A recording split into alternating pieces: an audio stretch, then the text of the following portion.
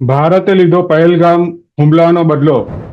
જી હા દર્શક મિત્રો, હાલ દરેક ભારતીયની નજર ભારતીય સૈન્ય દ્વારા બદલો લેવામાં આવ્યો છે એના પર છે.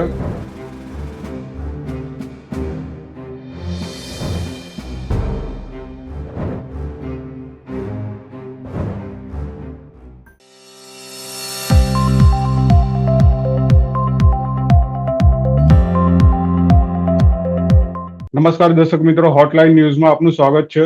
હું છું રાહુલ. મારી સાથે આપણા વરિષ્ઠ પત્રકાર હિમાંશુભાઈ ભટ્ટ છે. હિમાંશુભાઈ, આપનું સ્વાગત છે. નમસ્કાર. કેમ છો હિમાંશુભાઈ, શું કહેશો? ભારતીય સેના દ્વારા જે ઓપરેશન સિંદૂર પાર પાડવામાં આવ્યું છે, શું કહેવું છે તમારું?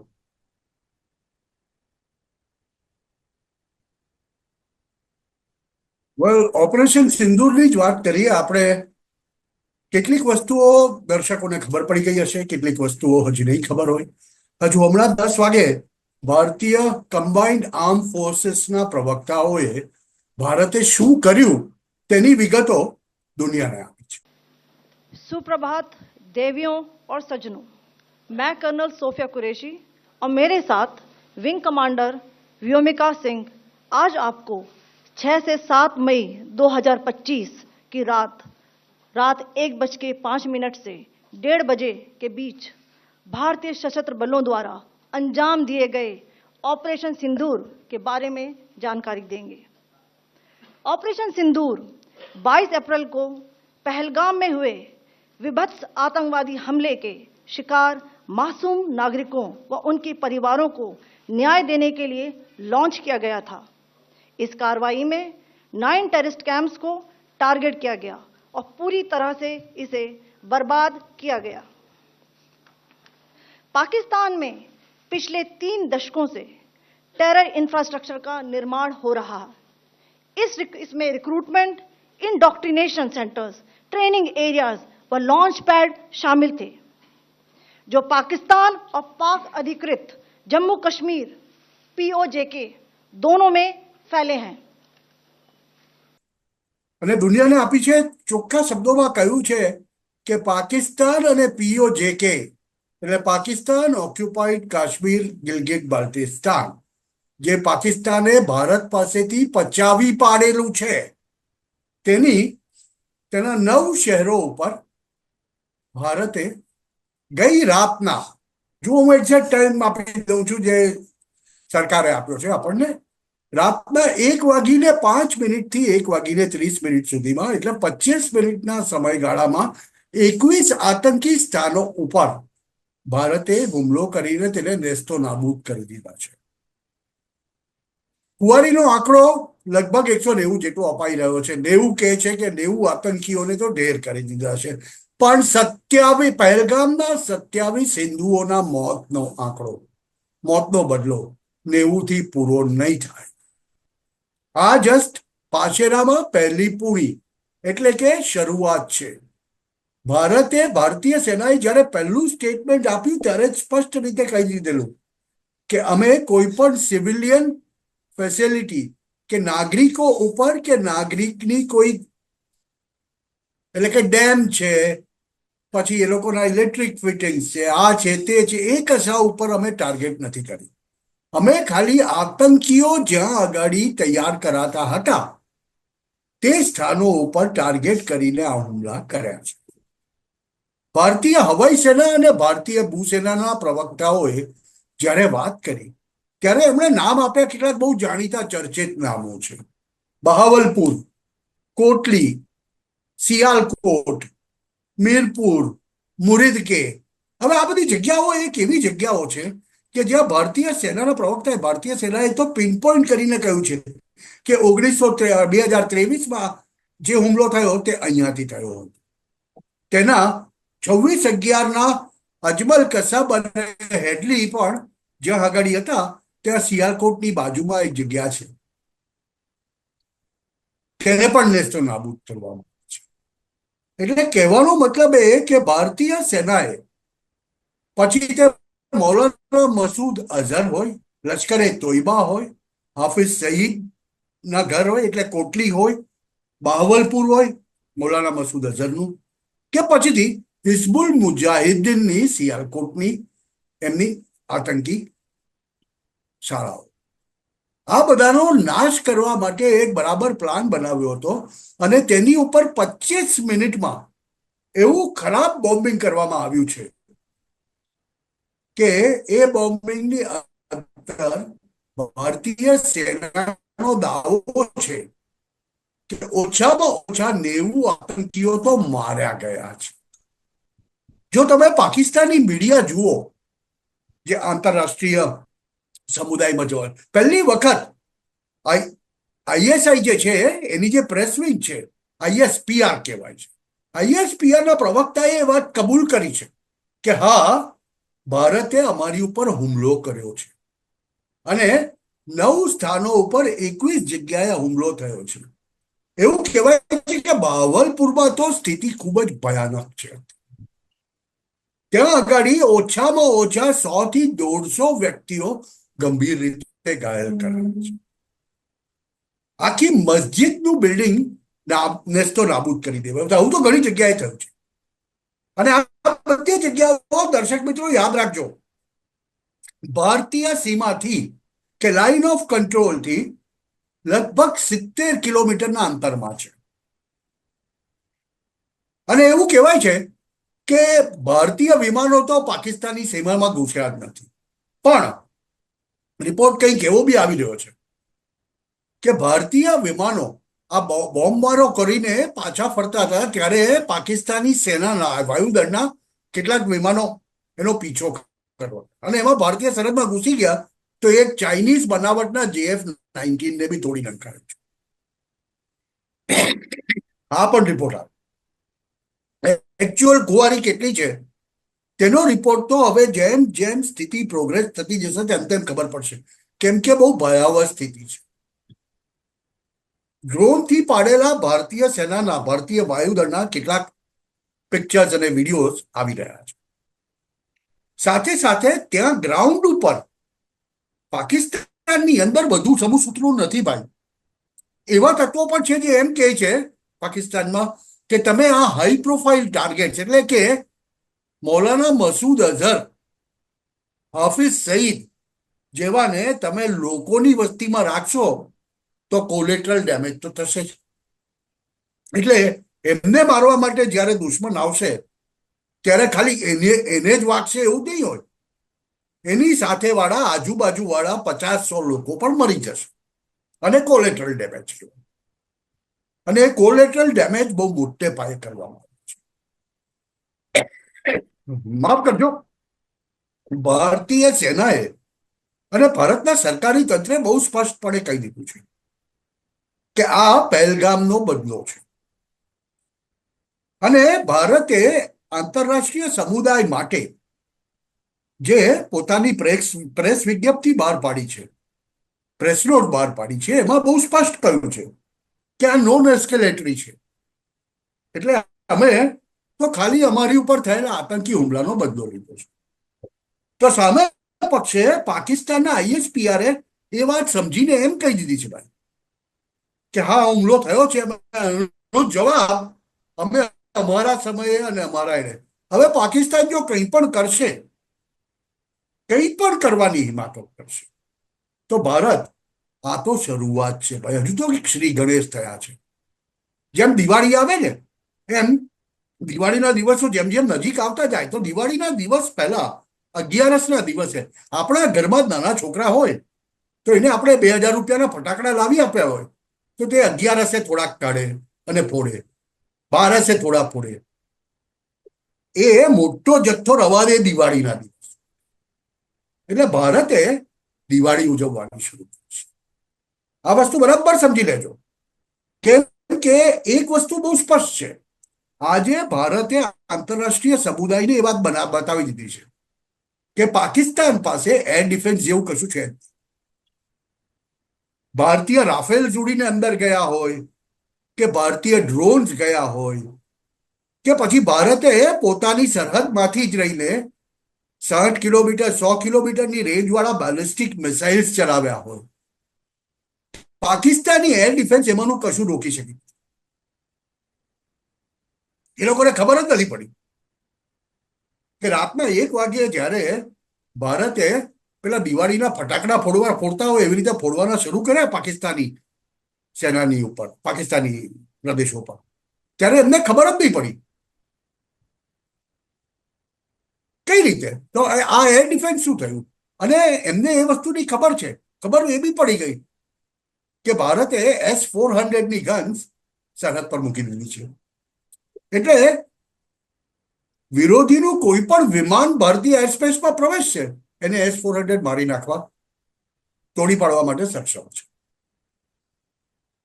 એટલે ભારતે બહુ કેલિબરેટેડ, જેને કહેવાય અંગ્રેજીમાં એક શબ્દ કહેવાય કે રાષ્ટ્રીય ચેનલ પર આ જ વાત કે કેલિબ્રેટેડ રિપ્લાય આપ્યો છે કે અમે તમારા આતંકીઓને શોધીને પાકિસ્તાનમાં ગમે તે જગ્યાએ હોય ત્યાં જઈને મારીશું, અને આ વખતે અમે છોડવાના નથી. આ હજુ શરૂઆત છે. અને દર્શક મિત્રો, એક વસ્તુ તમને બરાબર ઘણી જગ્યાએ વાત નહીં થઈ હોય, ભારતે આ જે હુમલા કર્યા છે ને એ બધા મેં કહ્યું તેમ 70 કિલોમીટરની રેન્જમાં છે. ભારત પાક સરહદ, પછી LOC લઈ લો કે આંતરરાષ્ટ્રીય સીમા લઈ, એની 70 કિલોમીટરમાં જે આ 21 અડ્ડાઓ હતા 9 સ્થાનો ઉપર, એની પર હુમલા કર્યા.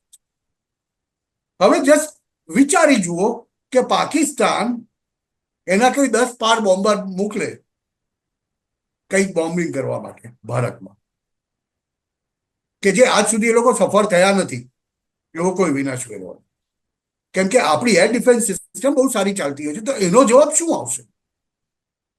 ભારતે આંતરરાષ્ટ્રીય સમુદાયને આ વસ્તુ સ્પષ્ટ કરી દીધી છે કે આ અમારી નોન એસ્કેલેટરી ઓર્ડર, આ તો અમે બદલાના રૂપમાં કર્યું છે. હવે કોઈ પણ હિમાકત થશે તો એનો જવાબ એટલો ખરાબ મળવાનો છે. આપણે આ તો શરૂઆત છે ભાઈ. અને દર્શક મિત્રોને એક વાત બરાબર કહી દઉં, અમારો જૂનો વિડીયો જોઈ લો. જૂના વિડીયોમાં મેં બહુ સ્પષ્ટપણે કહ્યું હતું કે 4 થી 8 તારીખની વચ્ચે આની શરૂઆત થશે. દિનેશભાઈ, તમે આ જૂનો વિડીયો કાઢજો, એનું ક્લિપિંગ મૂકજો. આપણે કહ્યું છે કે 4 થી 8 ની વચ્ચે આની શરૂઆત થાય એવા અંદેશા મળી રહ્યા છે. આ તો એક, જેને આપણે કહેવાય ને કે સીધો સાદો બદલાનો જવાબ હતો કે તમે અમારા 27 હિન્દુઓને માર્યા, એનો બદલો અમે 100 મલ્ટીપ્લાય નહીં કરીએ ત્યાં સુધી અટકશું નહીં. આ લખી રાખજો. એટલે 2700 નો વિનાશ. કહી શકાય કે ભારતે તો દિવાળી ચાલુ કરી નાખી છે અને પાકિસ્તાન હજુ આ સમજવામાં જ મૂંઝવણમાં છે કે આ શું થઈ રહ્યું છે. ત્યારે અમેરિકા તરફથી ડોનાલ્ડ ટ્રમ્પની પ્રતિક્રિયા આવી હતી સવારે કે આ ઘણા દાયકાઓથી યુદ્ધ ચાલી રહ્યું છે અને આ એટલું દુઃખદ છે, એ જરૂર જલ્દીથી પૂરું થઈ જાય તો સારું, એવું ડોનાલ્ડ ટ્રમ્પે કહ્યું છે. No, it's a shame. We just heard about it just as we were walking in the doors of the Oval. Just heard about it. I guess people knew something was going to happen based on a little bit of the past. They've been fighting for a long time. You know, they've been fighting for many, many decades and centuries, actually, if you really think about it. No, I just hope it ends very quickly. શું અન્ય દેશો પણ કોઈ બીજું શું કે Donald ટ્રમ્પને જે વાતની ઇન્ફોર્મ કરી દેવામાં આવ્યું છે, એમને જણાવી દેવામાં આવ્યું છે, એ બીજું શું કે? એ તો એમ જ કે છે ને કે અમને ખબર છે કે અહીંયા બે પક્ષો વચ્ચે લડાઈ ચાલી રહી છે, અમે એવું ઈચ્છીએ કે આ જલ્દીથી પતી જાય. એટલે મતલબ એનો એ થયો એમ સમજવાનું કે ભારત જલ્દીથી એને નિપટાવી દે. એટલો ખરાબ માર મારે, જોરમાં મારે કે પેલા એટલા ખોખરા થઈ જાય કે કંઈ કરી જ નહીં શકે. અને હકીકતમાં એમની સ્થિતિ આ જ થવાની છે, કેમ કે એર ડિફેન્સના નામે એ લોકો પાસે ચાઇનીઝ રમકડા છે. હવે ચાઇનીઝ રમકડાથી એ લોકો ભારતના રફેલની તો વાત છોડો ભાઈ, રફેલ તો ક્યાં જશે ને આવશે તમને ખબર બી નહીં પડે. તો ભારતના કોઈ બીજા સુકોઈને કે આને કે તેને પણ રોકી નહીં શકવાના. આ ચાઇનીઝ રમકડા છે. એટલે ચાઇનીઝ માલ માટે એવું કહેવાય, ચલા તો ચાંદ તક, નહીં તો રાત તક. દુકાનમાંથી લો અને પછી ચાલુ કરવા જાઓ ત્યારે ચાઇનીઝ રમકડું ના ચાલે. આવા બધા ચાઇનીઝ વેપન હોય છે. હવે એ લઈને એ લોકો યુદ્ધ લડવા બેઠા છે. બીજી તરફ યુનોમાં જઈને રડે છે કે ભાઈ અમને બચાવો, અમને બચાવો, અમને બચાવો, ભારત મારી નાખશે. હજુ ગઈકાલે એ લોકો યુનોમાંથી થપ્પડ ખાઈને આવ્યા. યુએનએસસી ના બધા રાષ્ટ્રોએ એને કહી દીધું કે ભાઈ તમે આ શું વાત કરો છો, કે ભારતના પહેલગામની અંદર લોકોને એમના ધર્મ પૂછીને કેમ મારવામાં આવ્યા હતા? તમે ન્યુક્લિયર વેપન ચલાવ ને ભાઈ, હિંમત હોય તો. એક વાર એવું કોઈ એક હિમાકત કરે તો દુનિયાના નકશા ઉપરથી પાકિસ્તાન મટી જશે ભાઈ. અને તમે એક વસ્તુનો ખ્યાલ રાખજો કે આવી કઈ પણ, હા ભારત હજુ કદાચ છોડી દેશે જો એ લોકો આ 3-4 લોકોને ભારતને સોંપી દે પહેલા તો. એક તો મુલ્લા મુનીર, આસિમ મુનીર, એ લોકોના આર્મી જનરલ, આર્મીના ચીફ ઓફ સ્ટાફ, સાથે હાફિઝ સઈદ, મસૂદ અઝહર, દાઉદ જેવા કહેવાતા પંકાઈ ગયેલા આતંકવાદીઓને જો એ લોકો છોડી દે તો કદાચ ઠીક બનશે. પણ આવું કશું એ લોકો કરવાના નથી. જંગજુ કોમ શેનાથી લડશે? શેનાથી લડશે? એ લોકો પાસે એવું કહેવાય છે અને એ વાત પ્રસ્થાપિત થયેલી છે, એ લોકો પાસે ખાલી 3 દિવસ ચાલે એટલી આર્ટિલરી છે. એટલે સરહદ ઉપર જે સામસામી તોપોના ગોળાબાજી થાય તે ગઈકાલે એ લોકોએ રાતના 2 વાગ્યાથી શરૂઆત કરી છે. 3 દિવસમાં ખતમ થઈ જાય, બસ એટલો જ દારૂગોળો છે એ લોકો પાસે. ચાલવા દો 3 દિવસ, બધા ગોળા ખતમ થઈ જશે. પછી શું? અને પછી ભારત રાજસ્થાનમાંથી અંદર ઘૂસશે કે ગુજરાતમાંથી અંદર ઘૂસીને મારવાનું શરૂ કરશે, ત્યારે શું? એટલે સ્થિતિ ત્યાં બહુ જ વિકટ છે. ઉપરાંત એમનું જે એરફોર્સની વાત કરાય છે, એરફોર્સમાં એમની પાસે 2 જુદા જુદા ભાગો છે. એક ભાગ એવો છે જે અમેરિકન છે, F-16 નો. તે બધાને એ લોકોએ પેલી બાજુ ગ્વાદરમાં લઈ જઈને સંતાડી દીધા છે. અને બીજા J-19 અને J-21 જે ચાઇનીઝ બનાવટના છે તે વિમાનો વાપરે છે. એનું કારણ શું છે કે F-16 અને ચાઇનીઝ બનાવટના જે વિમાનો છે એ બેમાં કોઈ સિન્ક્રોનાઇઝેશન નથી. એટલે F-16 ના મેસેજ ચાઇનીઝ બનાવટમાં નહીં પહોંચે, કેમ કે અમેરિકાએ બહુ સ્પષ્ટપણે કીધેલું છે કે જે એરફિલ્ડમાં F-16 હોય ત્યાં એક પણ ચાઇનીઝ વિમાન જોઈએ નહીં, એક પણ ચાઇનીઝ મિકેનિક. એટલે હાલત એ લોકોની બહુ જ ખરાબ છે, કહેવાય એવું નથી. અને ભારત આજે ધીમે ધીમે કરી રહ્યું છે, એક પછી એક ડામ આપીએ છીએ ને આપણે, એનું કારણ એ છે. અને સિસ્ટમેટિક પદ્ધતિસરના ખોખરા કરવાની વાત કરી રહ્યા છે કે તમારો દુશ્મન હોય એને તમે પહેલા જ મારીને એવો અધમુઓ કરી નાખો કે એનામાં કશું કરવાની તાકાત જ ના રહે. પછીથી ભારત જયારે બ્લોકેડ કરે નેવીમાં, કરાચી બંદરને સ્ટોપ કરી દે, પછી એની ઉપર બોમ્બિંગ કરે, ત્યારે શું કરશે એ લોકો? અત્યારે દુનિયાના 2 કે 3 જ દેશ એવા છે જે ખુલીને પાકિસ્તાનની સાથે આવ્યા છે. બાકીના 190 દેશોનું ભારતને સમર્થન પ્રાપ્ત છે. ભારતે બધાને કહી દીધું છે બસ તમે સમર્થન આપો, બસ થઈ ગયું, અમે અમારી રીતે ફોડી લઈશું. ખાલી ચાઇના એ લોકોને સપ્લાય કરે છે, તુર્કી આ સપ્લાય કરે છે. અને આ તો શરૂઆત છે. મેં કહ્યું ને, આ તો પહેલો ચાલવો છે. પહેલો ઘા રાણાનો તો ભારતે તો પહેલો ઘા કરી દીધો, એનો બદલો લઈ લીધો કે 9 આતંકવાદી શહેરો, જેમાં હિઝબુલ મુજાહિદીન, લશ્કરે તોયબા, જૈશે મોહમ્મદ અને કહેવાતા બધા ટેરરિસ્ટ ઓર્ગેનાઇઝેશનના જે 21 કેમ્પો હતા, તે બધા જે મસ્જિદોમાં હતા તે બધાને બોમ્બ કરીને નેસ્તો નાબૂદ કરી છે રાતમાં ગઈકાલે. હવે આવી સ્થિતિમાં જ્યારે 200-500 તો સિરિયસલી ઇન્જર્ડ થયેલા હોય, 100 તો મરી ગયેલા હોય,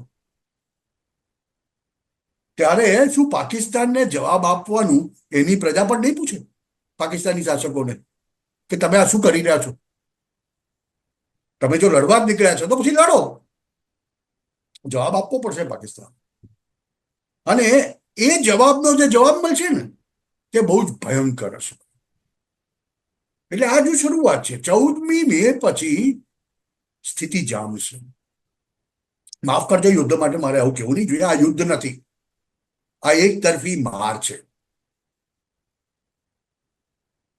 જેને હિન્દીમાં કુટાઈ કહીએ, કુટાઈ.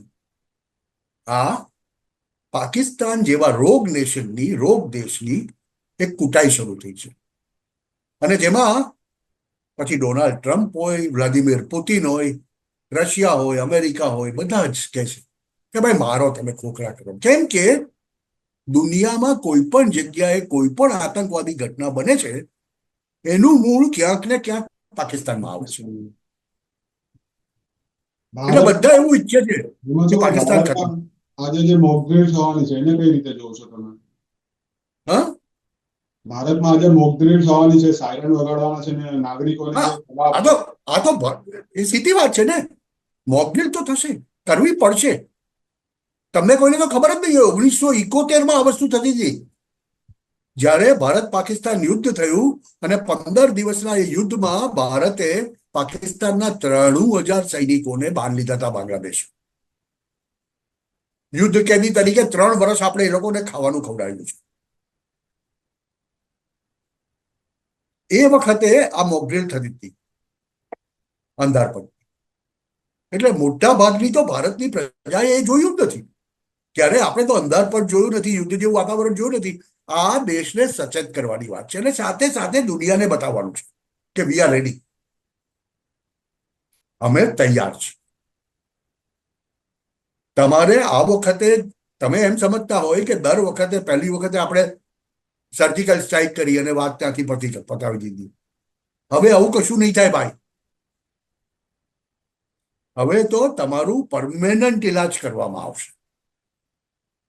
આ કેન્સરનો ઇલાજ કરો ત્યારે તમે શું કરો કે પહેલા કીમોથેરેપી આપો અને પેલી કેન્સરની ગાંઠને અંદર પાડી નાખો અને પછી એને ખોદી કાઢે. ઘણા લોકો બચી જાય છે આજકાલ. પણ પેલું કેન્સર જે હોય ને એને જડમૂળથી ઇલાજ કરવો પડશે. પહેલા શું થતું હતું કે કોઈ મોટું ઝાડ હોય તો આપણે શું કરતા, જે ડાળી પરથી પથ્થરો આવે તે ડાળીને કાપી નાખતા. આ વખતે એવું નથી કરતા. આપણે નક્કી કર્યું છે કે ત્રાસવાદ, આતંકવાદ નામનો જે પણ પથ્થરો હોય અને જે ઝાડ પરથી આવે તે આખા ઝાડને મૂળથી ઉખેડી નાખે. એટલે ફરીવાર ઉગે જ નહીં. અને આ વખતે આના પરિણામો ઘણા બધા જટિલ આવવાના છે અને આનાથી ભારતને કોઈ અસર નહીં થાય બહુ મોટી. એનું કારણ તમને દર્શકોને કહી દઉં કે ભારતનો જે ફાયર પાવર છે ને તે ફાયર પાવરનો 0.001% પણ આપણે આજે હમણાં વાપર્યું નથી.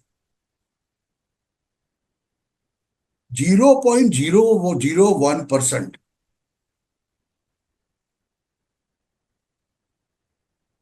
અને પાકિસ્તાનની અંદર આગ લાગી છે.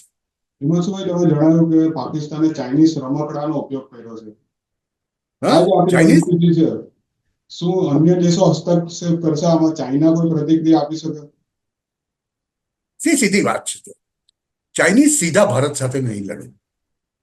અત્યારે ચીનાઓની જે સ્થિતિ છે, એમના દેશની જે સ્થિતિ છે, આર્થિક રીતે જે સ્થિતિ છે, ભારત સામે સીધો મોરચો નહીં ખોલે ચાઇના. એ આ પ્રકારના કર્તવ્યો કામો કરતું રહેશે. પાકિસ્તાનને ફલાણું આપશે, પાકિસ્તાનને ઢીકણું આપશે કે જાઓ લડો. એમને બી ખબર છે કેમ કે એમણે 60 અબજ ડોલર લગાવેલા છે પાકિસ્તાનની અંદર. સીપેક કરીને એક પ્રોજેક્ટ ચલાવે છે એમાં, અને એ તો બધા ગયા હવે. અને આ બાજુ ભારત મારે છે. તમને દર્શકોને એ વસ્તુ સમજવાની જરૂર છે. બીજી તરફ BLA પેલી બાજુ બલુચિસ્તાનમાં તૈયાર થઈને બેઠું છે કે ક્યારે ભારત સસ્ટેન હુમલો કરે અને પાકિસ્તાની સેનાને મારવાનું શરૂ કરે તો ઉપરથી ખૈબર પખ્તુનખ્વામાંથી TTP તહેરીકે તાલિબાન ઉતરી આવીને મારશે. એ લોકો ખૈબર પખ્તુનખ્વા લઈ લેશે. બલોચો કે છે અમારી પાસે બોકો છે બલુચિસ્તાનની સ્વાયત્તતા માટે, સ્વતંત્રતા માટે, એ લઈ લેશે. એટલે ભારત વધારે કઈ નહીં કરે. ભારત તો મારતું રહેશે, કામ ખોખલા કરશે. આજે ટ્રમ્પના મેસેજ આવે છે ને, એ મેસેજની ઇન બિટવીન ધ લાઇન્સ તમે વાંચો તો શું છે? એ મોદીને કહે છે કે ભાઈ મારો, પૂરું કરો, મારો ને ઘસડો. એટલા બધા ઘસડો આખી દુનિયામાં કે એ લોકો ફરી પાછા ઉભા જ નહીં થાય. અને અમેરિકાને બલુચિસ્તાનમાં પોતાના બેઝ જોઈએ છે, એરબેઝ. અને અમેરિકા માટે પાકિસ્તાની જનરલો સાથે વાતચીતો કરવી કે સંધિ કરવી કે કોઈ પણ પ્રકારની ડીલ કરવી એના કરતા બલોચ લિબરેશન આર્મી વધારે સારી છે. એટલે પાકિસ્તાન તો અત્યારે 3-4 તરફથી ઘેરાયેલું છે. જ્યારે આપણે એમ કહેવાય ને કે ગો મરવાની થાય ત્યારે ક્યાં જાય? પાકિસ્તાનની હાલત અત્યારે એવી છે. અને એટલે વાર્તા મોટી મોટી કરશે. હવે હવે હવે બધી ધમકીઓ આવશે કે અમે ગમે ત્યારે ન્યુક્લિયર બોમ્બ ચલાવી દઈશું. ના, અરે ભાઈ, ચલાવી તો જો, તારી પાસે કેટલા ન્યુક્લિયર બોમ્બ છે મારે જોવા છે. એમના મોટા ભાગના ન્યુક્લિયર બોમ્બ અત્યારે સાઉદી અરેબિયામાં પડ્યા છે. અને એની કી, લોક એન્ડ કી જેને કહીએ, ફ્યુઝલેજ, બધું યુએસ પાસે છે. એમની પાસે ગણ્યા ગાંઠ્યા 2 કે 3 ડર્ટી બોમ્બ, જે નાના બોમ્બ્સ કહેવાય, તે છે. અને એમાંથી એકનો પણ પ્રયોગ કરે ને તો પાકિસ્તાન દુનિયાના નકશા ઉપરથી નેસ્તો નાબૂદ કરી દે ભારત. કે ભારત ફર્સ્ટ ન્યૂઝમાં માનતું નથી, ભારત સેકન્ડ ન્યૂઝની વાત કરે છે. અને સેકન્ડ ન્યૂઝ પાકિસ્તાનના શહેરોમાં થાય કોઈ એક જગ્યાએ તો આખું પાકિસ્તાન ખતમ થઈ જાય. પાકિસ્તાની સેનામાં એ બુદ્ધિ નથી, પાકિસ્તાનીઓમાં એ બુદ્ધિ નથી. જનરલો જોંગજુ કોમ હૈ, હમ તો લડેંગે. હા, લડો, આ જાઓ, બતાવીએ તમને. આ વખતે હવે બહુ થઈ ગયું. એટલે અત્યાર સુધી આપણે નાનો ભાઈ છે, નાનો છોકરો છે, સમજીને આપણે એક થાપટ મારીને આપણને એમ થતું કે સમજી જશે. એક તમાચો મારીએ જોરમાં કોઈને ગાલ ઉપર, અને પછી આપણે માનીએ કે ભાઈ સમજી જશે. પણ જયારે ફરીથી નાટક કરે તો શું કરીએ આપણે? પહેલા એનું નાક તોડી નાખીએ, પછી એના હાથ તોડી નાખીએ, પછી એના પગ તોડી નાખીએ, પછી પેટમાં ઇન્ટરનલ એટલું બ્લીડિંગ કરીએ કે ઉભો જ નહીં થાય. આવું કંઈક ભારત કરવા જોઈએ છે. દર્શકોએ આ સમજવાનું છે. એટલે આ હજુ શરૂઆત છે. અંતિમ સવાલ, આપણો સમય થઈ ગયો છે. ભારતના નાગરિકોએ શું સાવચેતી રાખવી જોઈએ? હા, ભારતના નાગરિકો શું સાવચેતી રાખવી? એટલે ભારતના નાગરિકો, ભારતની અંદર મિની પાકિસ્તાન બેઠેલું છે ભાઈ. એટલે તમારે એ બાબતથી બહુ સાવચેત રહેવાનું છે. દરેક નાગરિકને ખોટી અફવાઓથી તમારે એક વસ્તુ બરાબર સમજવી પડશે. કયા સાચા ન્યૂઝ છે, કયા ખોટા ન્યૂઝ છે, એ બે વચ્ચેનો તફાવત સમજવો પડશે. સવારમાં ન્યૂઝ આવવાના શરૂ થઈ ગયા. અમુક છે આપણા દેશમાં અમુક પાકિસ્તાનીઓ બેઠા છે, જેને એમ કીધું કે ભારતના 5 ફાઇટર જેટને તોડી પડાયા, ફલાણું થઈ ગયું, ઢીકણું થઈ ગયું. આ પ્રકારના ફેક ન્યૂઝ પણ આવશે, જેની ઉપર વિશ્વાસ ન કરો. અને ન્યૂઝનું કન્ફર્મેશન હંમેશા અધિકૃત સોર્સ પરથી કરવું. જો ભારતે તો જે કર્યું તે વાત 1 થી 1.5 વચ્ચે કર્યું, અને 10 વાગે ભારતીય સરકારે દુનિયા સામે પ્રેસ કોન્ફરન્સ કરીને કહી દીધું કે અમે આ કર્યું છે. થોડીક વાત. અને ભારતીયોને માટે તો સીધી વાત છે ભાઈ. રાષ્ટ્રપ્રેમી લોકો માટે સીધી સાદી વાત છે. અફવાઓથી દોરાવવું નહીં, અને સરકાર કહે ને તે વસ્તુનું પાલન કરવું. કેમ કે અંધારપટ કરવાનો જ છે તો કરવાનો જ છે. અને ભાઈ, દોડડા પણ બંધ કરી દેજો બધા. કે અંધારપટ થાય એટલે આપણને તો આદત પડી ગઈ રીલ બનાવીએ લાઈવમાં અને ઇન્સ્ટાગ્રામ પર મૂકી દઈએ. આવા કોઈ નાટકો કરતા નહીં. આનાથી દેશને બહુ મોટું નુકસાન થઈ શકે છે. કેમ કે આજકાલ આ બધા મીડિયા, યુટ્યુબ હોય કે ઇન્સ્ટાગ્રામ હોય કે ફેસબુક હોય, એ આંતરરાષ્ટ્રીય હોય છે. આનાથી દુશ્મનને ફાયદો થઈ શકે છે.